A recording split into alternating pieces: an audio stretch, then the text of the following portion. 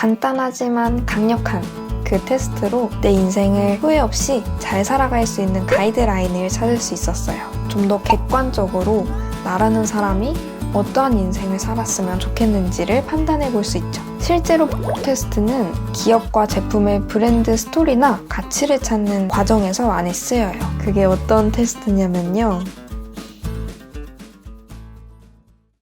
여러분은 혹시 그런 경험 해보셨어요? 열심히 달려가고는 있는데 과연 잘하고 있는 건지 스스로한테 의심이 들 때, 아니면 내가 원하는 대로 살고 있는 것 같지 않다는 공허함을 느끼는 순간들이요. 지금 내 자신이 잘 살고 있다고 확신할 수 있나요?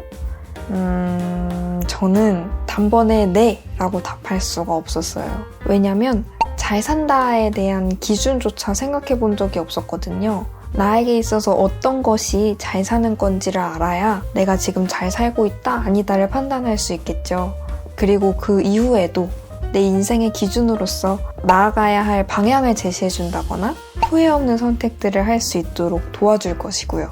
잘 살고 싶지만 어떻게 해야 잘 사는 것인지 잘 모르고 방황했던 제게 해답을 준 테스트가 하나 있습니다. 간단하지만 강력한 그 테스트로 내 인생을 후회 없이 잘 살아갈 수 있는 가이드라인을 찾을 수 있었어요. 그게 어떤 테스트냐면요.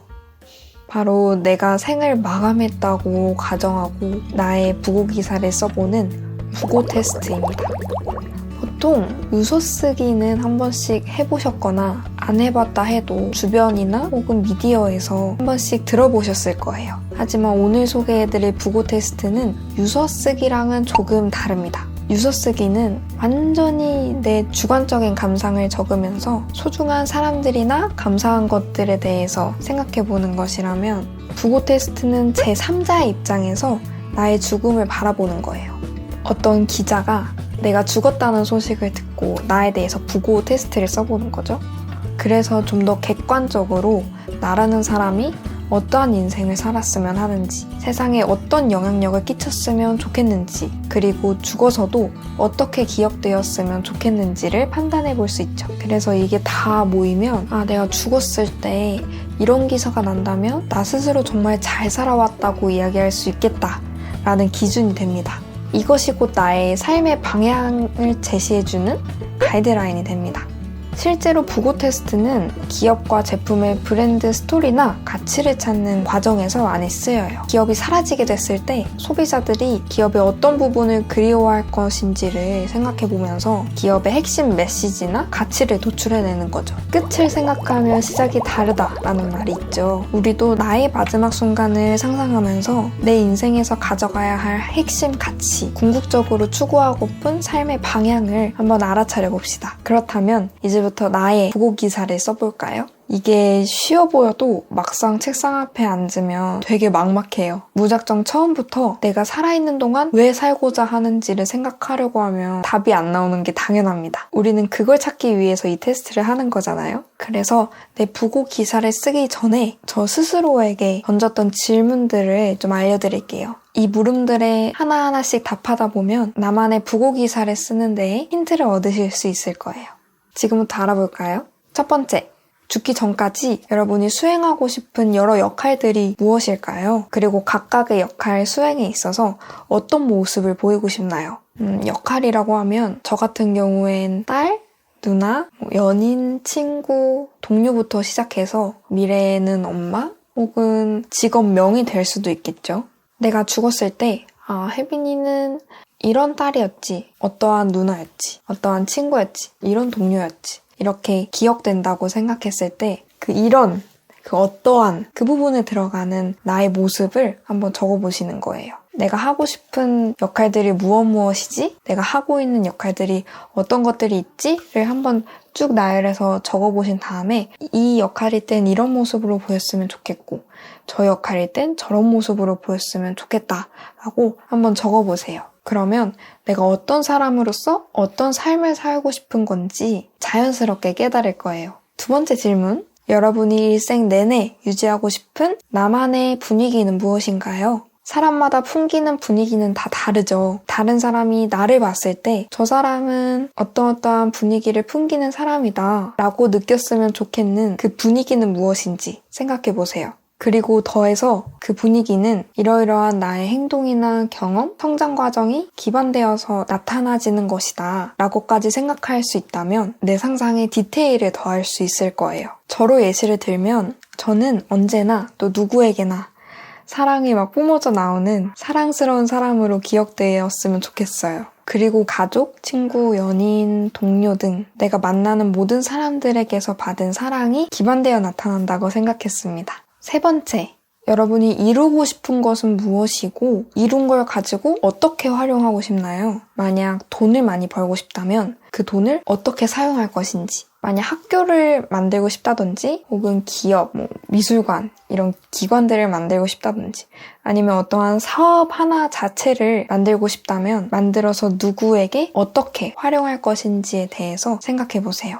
제가 얘기한 것처럼 이렇게 거창한 것이 아니어도 괜찮습니다. 내가 살면서 꼭 이뤄보고 싶은 것이 있다면 거기서 그치지 말고 이루고 나서 그걸 어떻게 활용할 것인지를 곰곰이 생각해보세요. 네 번째 질문입니다.